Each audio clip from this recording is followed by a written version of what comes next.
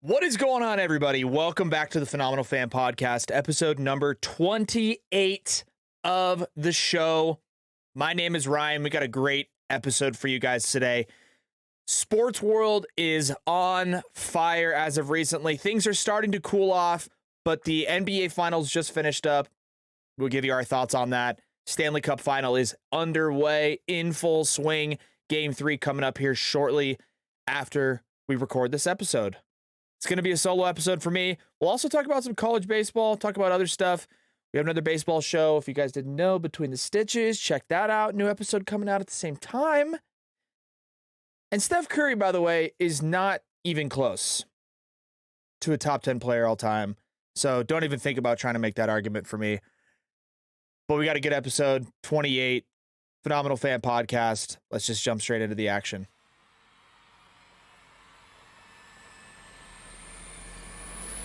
The Phenomenal Fan Podcast, a podcast by the fan, for the fan.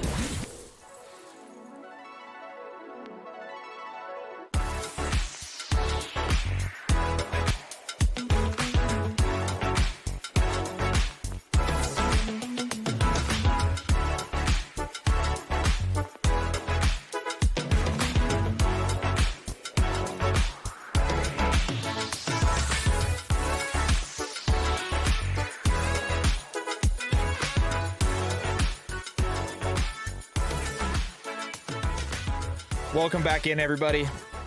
It's good to be back. It is good to be back. We are here for episode number 28 of the Phenomenal Fan Podcast. Steph Curry is not top 10 all time. I'll tell you why here in a little bit. But first, and more importantly, generally speaking, the NBA Finals are complete. It's done. The Golden State Warriors 2021-2022 champions. How did they do it? Steph was hurt at the end of the year. Klay Thompson missed 2 full seasons. Draymond Green hurt for a lot of the year. Been saying it from the onset, guys. From the onset. Those 3 guys healthy together on the court playing at the same time is borderline unstoppable. You can't beat the Warriors when you have those 3 guys healthy playing basketball on the court. Warriors in 6. They take down Boston in Boston, 103-90. They cover the spread. Steph puts up a hefty 34 points, 7 rebounds, 7 assists.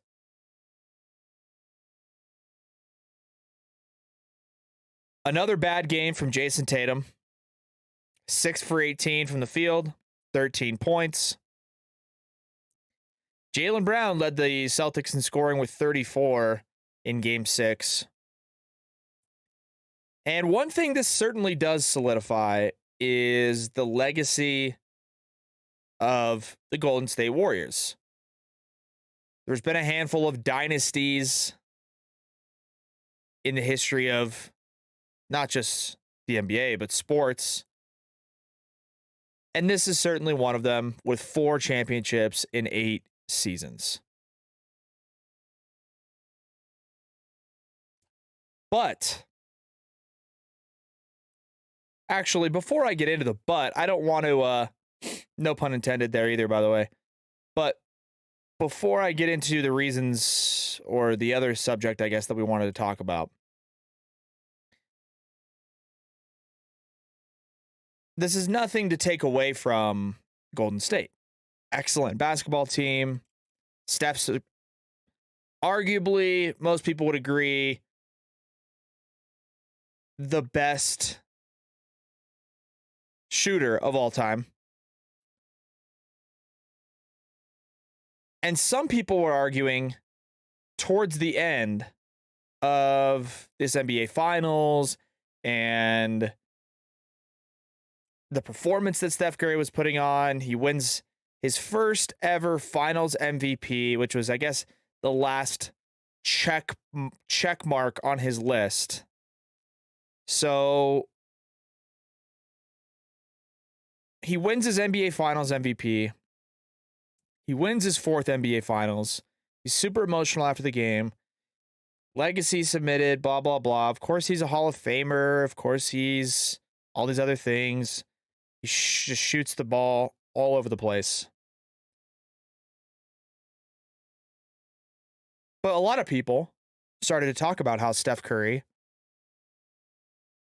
is in the conversation to find himself in the top 10 in the history of the NBA.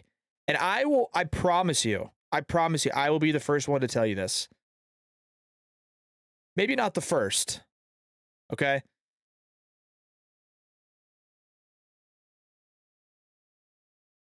But I'll be the one to tell you.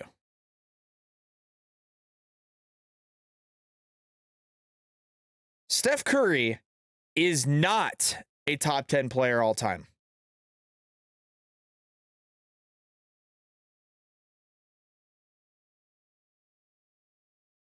And that is no disrespect to the incredible accomplishments of Steph Curry's career as a basketball player.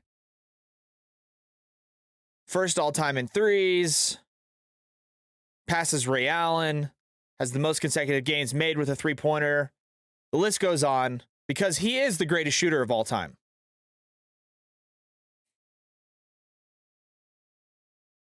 But if you go down the list of most people's top 10 players of all time, it'll feature guys, of course, like Michael Jordan, LeBron James, Wilt Chamberlain, Bill Russell, Magic, Kareem, Larry Bird, Tim Duncan, Shaq, Kobe.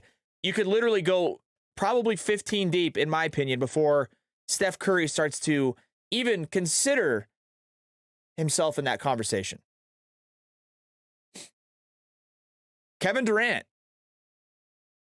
better than Steph Curry.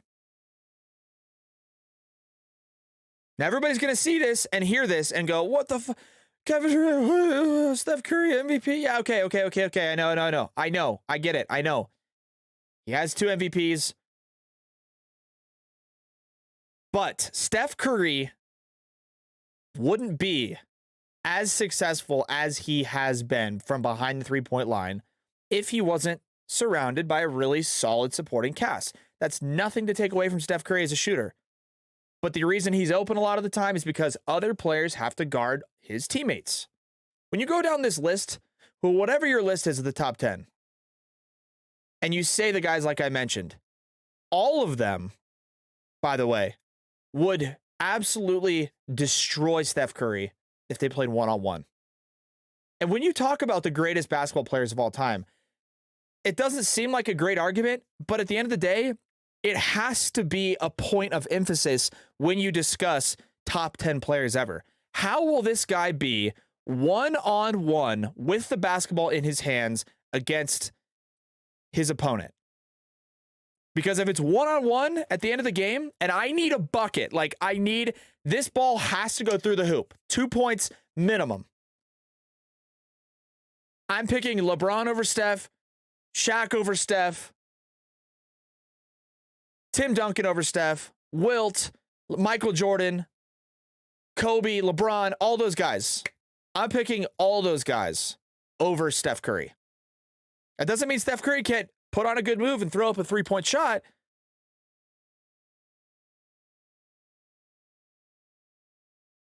But if you give the ball to Shaquille O'Neal at the top of the key, one-on-one against any other center, maybe in the history of the league, he's going to score.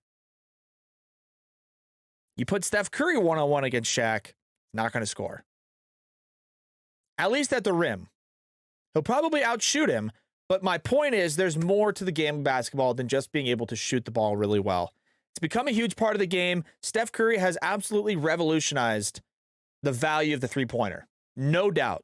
He's changed the sport, arguably for the better. Some people would say for the worse.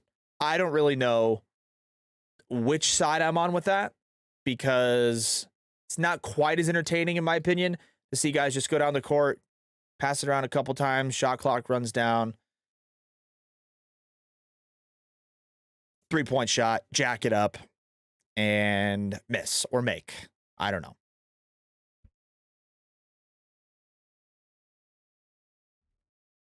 And I think Steph would blow by Shaq in some ways, right?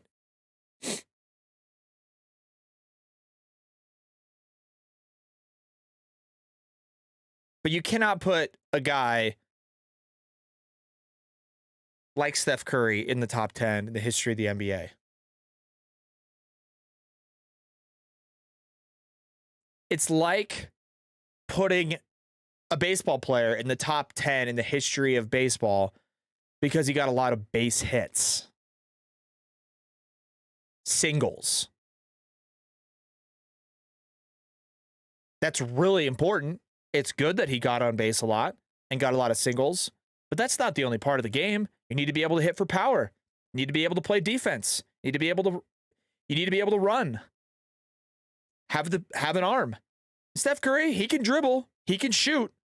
He's a pretty good passer, but he's smaller than most players because he's a guard, which is fine. But a lot of people would argue that the Warriors and Steph Curry wouldn't be as good as they were if he didn't have the supporting cast of Klay Thompson, who is also arguably already a top 5 shooting player in the history of the NBA. Plus Draymond. Plus Andre Iguodala when he was really good with them. Had Kevin Durant for a couple years on Golden State. I don't know. We've all talked about it, but the teams that LeBron James used to take to the NBA Finals and has still taken to the NBA Finals, I mean, that's historical type stuff. Individual performances all around. Not just I scored 50 points because I shot the ball 70 fucking times. And it's good. He's making the shots, right? He's one of the best to ever do it. As far as shooting goes. Strictly shooting.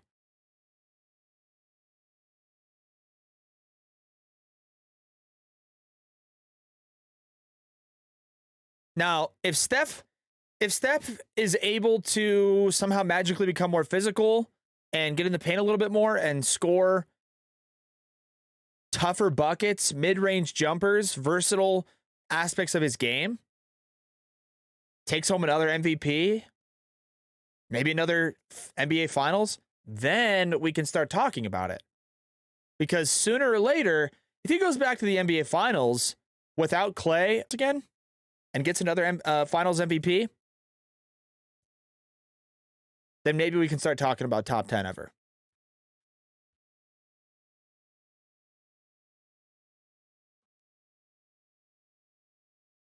But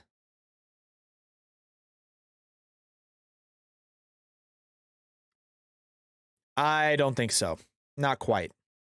Not quite. No disrespect. Just not quite. But the Warriors won the NBA Finals, so good for them. Steph got his 4th ring. I don't know. It's really hard. Because again, we talked about it, but I'm just not really sure it's... I don't know if dynasties are good for leagues and sports. I don't know. I don't know if they're good. it's not a knock on the dynasty themselves. You can't knock a team or organization or players for being great. What? I mean, you can't. But I don't know. I don't know if dynasties are good for the leagues. Because I would consider Golden State a dynasty at this point. But I don't know if that's good for the league. Just it's not super entertaining. You're not keeping a lot of other fan bases involved. When there's one team, whether it's the Patriots, whether it's Golden State, whether it's the Yankees in the late 90s, it kind of disengages the rest of the competing teams that have to play against those dynasties. I mean, there is nobody in the American League, not one team in the American League from 1995 to 2000 that thought they had a chance to get to that World Series because the Yankees just shit on everybody. There wasn't anybody, certainly in the AFC East, but most of the AFC was expecting to play, having to go through Tom Brady and the Patriots to get to the Super Bowl, and knew that there's a chance they had to play in New England in the AFC Championship and that they were probably going to lose. But when you're a team like the Jets or, I mean, I don't know, the Dolphins, the Bills, I know they're all in the AFC East, but even some of the mid-range teams or middle tier, like you had to show up and just dominate and be an unbelievable force to even just kind of compete with these teams. So it's not a knock on them. It's just, I don't know. It's good for them. Steve Kerr, definitely top 5 coach of all time, probably. But I don't know. I don't know if it's good. Hopefully next year the NBA is a little bit more entertaining and we can get some, competition. Whether that's for Memphis, Dallas, Denver, Phoenix, somebody has to be able to challenge Golden State, man. But when they get on this run, like they scored 21 unanswered points in Game 6 of the NBA Finals. They had a 21-0 run. Or maybe it was 21-22 to nothing run. What? How the fuck does that happen? How the fuck do you give up 21 straight points to a team? Like, once it gets to like 15 to not like a 15-0 run, give the ball to your biggest fucking dude. Give it to find your biggest guy, your center. Give him the ball at the top of the key and tell him to run the defender over and jam it down his throat and just put the ball in the hoop or get fouled. You know how often guys get fouled at the NBA? Drive the paint, draw contact, get fouled, make some free throws, stop the momentum. 21 in a row, 21 points in a row. You lose, game's over. Stupid, man. How do you... stupid. I know that they're a momentum team, too. I mean, they might be the greatest, like, pure momentum riding team in the history of the fucking world.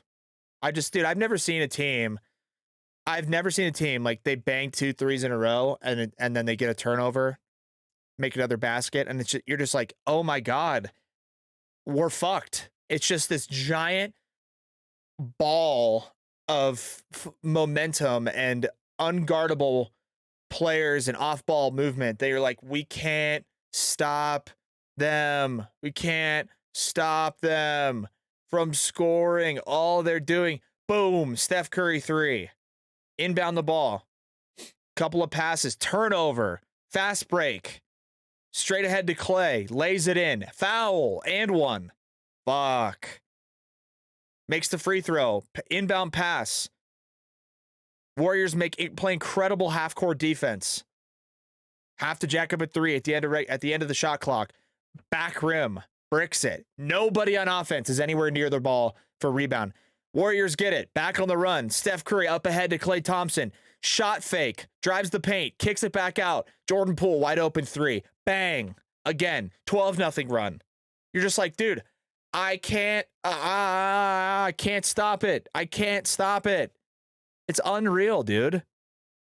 And they go on these runs too. I'm watching them, and they, like I said, some guy will drive the paint and kick it out, and it's like Jordan Poole, Steph, or Clay, one of them kicks it out to one of the other ones, and they're just like wide open.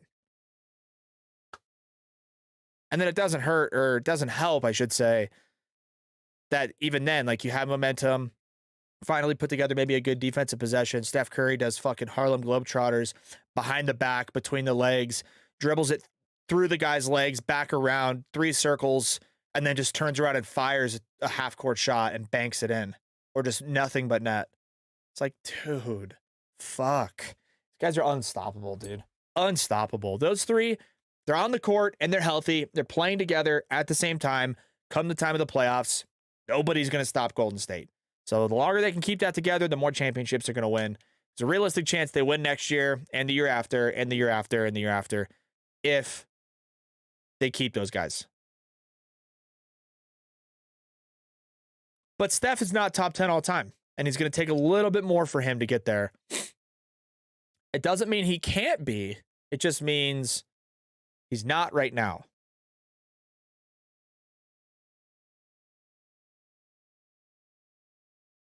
Other championship news, if you will.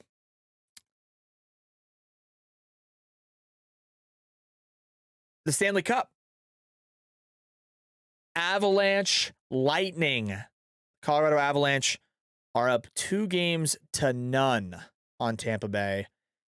Beat them in game 1 of the series. I believe it was 4-3 with an overtime goal for the Avalanche to take game 1. And then game 2, Lightning forgot to show up. 7-0. Avalanche beat them. I was waiting for the Lightning to come out of the locker room. Seriously. Avs scored, I think, 3 in the first or 4 in the first. 1 in the second, 2 in the third. Something like some mixture of a ridiculous amount of goals. So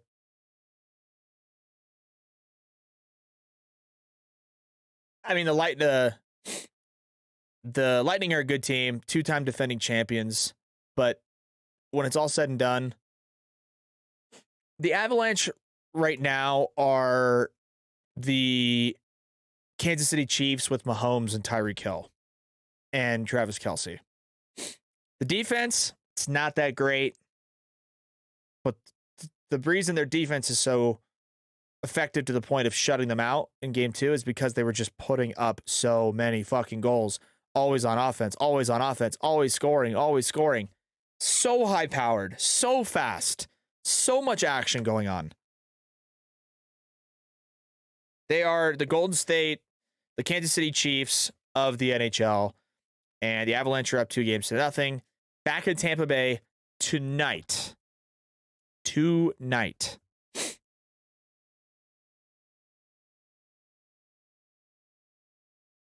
I don't know what's going to happen. My money is on. I want to say the Avs are going to lose one of these next 2 in Tampa because it's just kind of the home ice ordeal. But if the Avs win one of the 2 games in Tampa Bay, whether it's game 3 tonight or game 4 on Wednesday, it is over. Like over. Way done and gone over. Because they won one of the 2 in Tampa Bay, I should say, games 3 or game 4. They're going to be back at home for game 5 on a fucking Friday night in Denver. Come on. I'm not going to lose that game. So, go Avs, baby. Go Avs. We're an Avalanche podcast. We are literally 100% Avalanche only dedicated podcast. So, go Avs.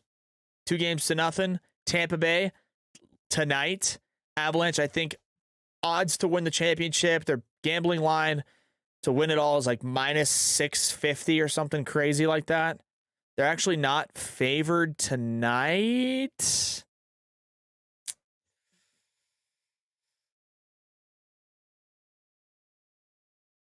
See, now I got to check on it. Tampa Bay, it looks like it's about even. It's about even. Tampa Bay minus 110, so I'm sure the Avs are probably either at minus 110 also or minus 107 or something ridiculous. But go Avs, baby. Go Avs. Let's go. Let's get that ring back to Denver. And here.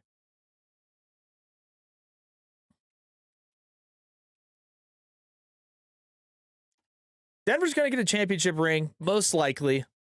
Most likely. Right? I mean, you think. But it brings us to this topic.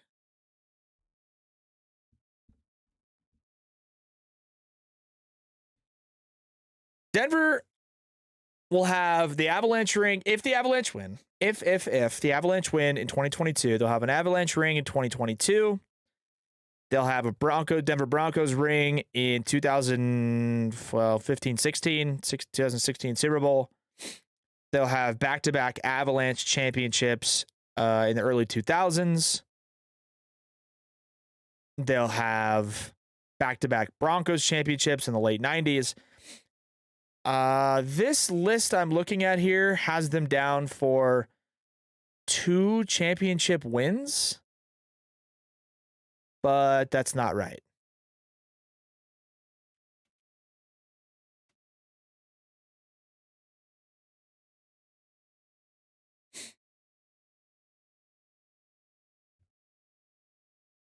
Let me see here. They won 2, and I was mistaken when I said back-to-back, but 96 and 2001, the Avalanche have 2 championships. I know the Broncos have 3, so this little fucking bullshit article is wrong. This is a Forbes article. What in the hell? Oh, okay, I thought they had Denver 30th. Okay, no. No.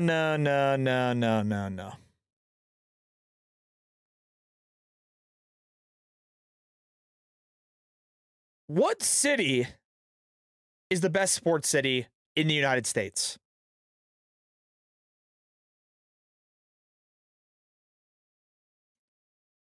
I feel like it's a 2-horse race. But with Golden State closing out the NBA Finals and the Colorado Avalanche, who play in Denver, potentially closing out the Stanley Cup, it opens up that conversation. Because then you bring San Francisco into the equation, and they have a ton of championships. Denver will have 6 if the Avalanche win it. And they only have 4 sports teams, and all of those sports teams haven't been around for as long as these other huge cities. But Boston's got to be number 1 for me, with the Red Sox, the Patriots, the Celtics, the Bruins. As a city, they have 38 total championships in their history, combined with all of those 4 sports teams. That is a shit ton.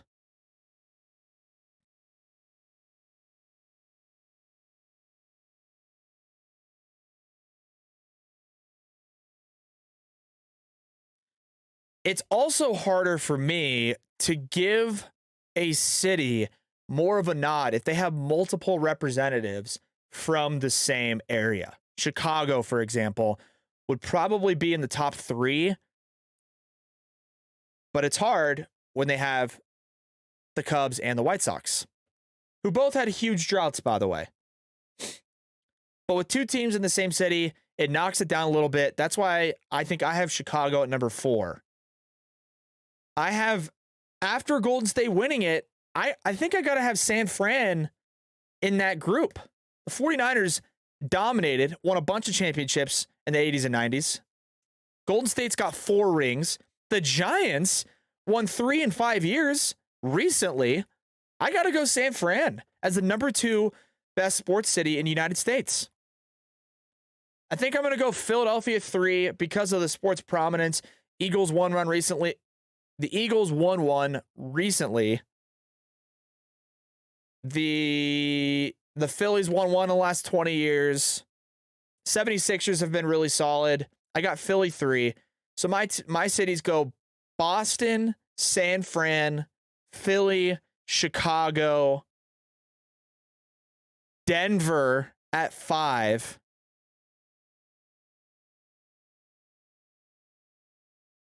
And then LA's not in my top 5, only because they have so much shit to choose from. You can't knock Kobe and the Lakers, but come on, guys. Especially now. Yeah, okay, the Rams just won the Super Bowl, but Rams were in St. Louis like 3 years ago. Okay, they have like combined a lot of championships. I would hope so. Lakers, Clippers, Dodgers, Angels, LA Kings, Anaheim Ducks. Now you got the Rams. Now you got the Chargers. Okay, that's a lot. Okay, but when you got 2 fucking teams in each city, when you have 2 teams in each sport at one city, it's not gonna hold as much weight as the other ones. So Boston,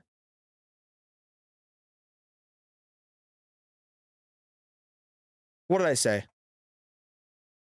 Boston, San Fran, Boston 1, San Francisco 2, Chicago, no. Boston 1, yeah.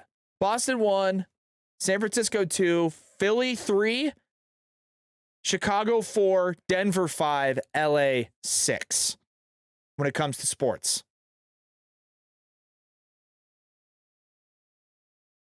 Just saying. Just saying.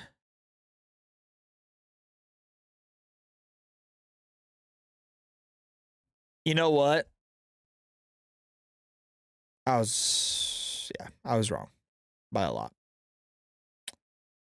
By a lot. You know what? No, not by a lot. No, you know what? Fuck that. This list of top teams, top sports cities in the United States is based on what have you done for me lately? I've only been alive since 1997. So this is based on my life experiences. Boston has to be number 1. San Francisco has to be number 2. Denver, potentially number 3. New York, Chicago, probably 4. Denver, probably 5. Philly, probably 6. And LA, probably 7.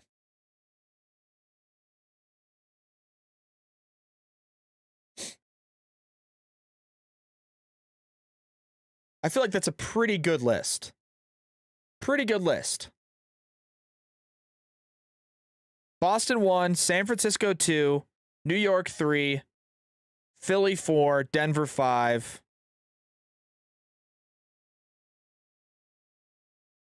Chicago 6. God, I feel like I've fucking changed this list so many times. My God. I've been going through this like crazy, and then each time I see a new city, I'm like, oh shit, should that be in there too? Boston is number 1 for sure. 2, San Fran. 3, New York. 4, Chicago. 5, Denver. 6, Philly. 7, LA. That's my final list of the best sports cities in the country. For clip's sake and TikTok's sake, I'll give it to you one more time. These are the top sports cities in the United States based on my lifespan and what I've experienced since I've been alive. Boston, number one, far and away. Red Sox have won a bunch. The Patriots have absolutely dominated. The Celtics have won a couple. And the Bruins are no slumps either. San Francisco is number two. Golden State Warriors have 4 championships in the last 8 years. The Giants had a big run. The 49ers have been pretty prevalent, and they've also won a couple Super Bowls, been to a couple Super Bowls. And yeah. Number 3, New York.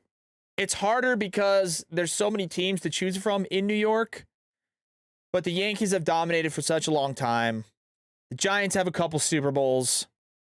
The Rangers are a really good hockey team. The Knicks are decent. The Nets are really good. You got to put New York in the top 3 as a sports city. I got Chicago at 4. Michael Jordan. That's all you got to say about the Bulls. The Bears have been pretty prevalent for the longest time. The Cubs won a World Series and broke a streak. I should say the Cubs won a World Series, ended a drought. The White Sox won a World Series, ended one of their droughts. The Blackhawks are a really good hockey team, so I got to go Chicago at 4. I got Denver at 5, and this is based on a potential Stanley Cup win for the Colorado Avalanche. But when you think about it, Broncos had 2 Super Bowls at the end of the 90s. The Avalanche had 2 Stanley Cup championships at the end of the 90s, early 2000s. They're about to get another one. Broncos won in 2015. The Nuggets are on the way up, and they've had a couple really deep playoff runs. If the Nuggets or the Rockies find themselves winning a championship in the next 5 years, Denver might find their way in that top 4, sneaking past Chicago. Number 6, we got Philly. I've seen a Philadelphia Phillies World Series in my lifetime. The Eagles beat the Patriots in the Super Bowl. The Flyers are always pretty solid. And the 76ers are a good team too. You got to go Philly at least at 6. And then number 7, I got LA. That's partially a bias because I don't like the city, but also they have too many teams to choose from. Way too many teams. They also haven't had football up until 4 years ago for the longest time. So it's hard to give them a huge nod. The Dodgers only have 1 World Series since 1986, and it was COVID, so that doesn't count. The Lakers are really good. Kobe Bryant's the legend. Won them a bunch of titles. But the Clippers are Now they have the Rams who just won the Super Bowl, but that's still borderline. Chargers stink. Angels aren't very good. I got LA at 7. So my top 7, Boston, San Francisco, New York, Chicago, Denver, Philly, LA, as far as the best sports cities in the United States. And with that, we'll wrap it up. Probably repeated myself there a few times. Wanted to get the point across. Wanted to make sure everybody knew where I'm coming from, what I was saying. And that's going to do it. So thank you guys for tuning in to the Phenomenal Fan Podcast, episode number 28. My name is Ryan again. We appreciate you guys tuning in. Check us out on social media. Check us out on Patreon. You'll get told that here on the outro in a second. We appreciate you guys supporting the show, tuning in as always, and we'll catch you guys on the next episode. Thanks for listening to the Phenomenal Fan Podcast. Want more? Follow us on social media and subscribe to Patreon for exclusive content.